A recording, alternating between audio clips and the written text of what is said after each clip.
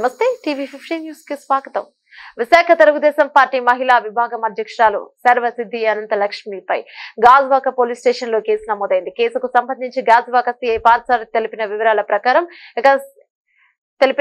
ప్రకారం స్టేషన్ లోని సర్వసిద్ధి అనంతలక్ష్మి ఒక వ్యక్తిని చెప్పుతో కొట్టిందని, తనను ఆపడానికి ప్రయత్నించిన సీఐని ట్రాన్స్ఫర్ చేస్తానని బెదిరించిందని తెలిపారు. విశాఖ నగరంలోని అక్కిరెడ్డిపాలెంకి చెందిన కొత్తూరు నరేంద్ర అనే వ్యక్తి ఫైనాన్స్ వ్యాపారం చేస్తూ హైదరాబాద్ లో ఒక సాఫ్ట్వేర్ కంపెనీలో పనిచేస్తున్నారు. ఆర్టీసీలో ఉద్యోగాలు ఇప్పిస్తానని తన వద్ద నుంచి 40 లక్షల రూపాయలు తీసుకున్నాడని, తనను మోసం చేస్తాడని మార్చి 2వ తేదీన గాజువాక పోలీసులకు విశాఖ తెలుగుదేశం పార్టీ మహిళా విభాగం అధ్యక్షురాలు సర్వసిద్ధి అనంతలక్ష్మి ఫిర్యాదు చేశారు. దీంతో నరేంద్రను పిలిపించి పోలీసులు విచారిస్తున్న క్రమంలో అనంతలక్ష్మి అక్కడికి చేరుకుని ఆగ్రహంతో ఊగిపోయారు. తమ కాలికున్న చెప్పు తీసి నరేంద్రను పోలీస్ స్టేషన్ లోనే కొట్టారు. టీడీపీ మహిళా నాయకురాలు తనని బెదిరించింది వాస్తవమేనని సిఐ కూడా వెల్లడించారు. పోలీస్ స్టేషన్ లో దాడి చేసి కొట్టినందుకు ఆమెపై కూడా కేసు నమోదు చేసినట్టుగా పేర్కొన్నారు.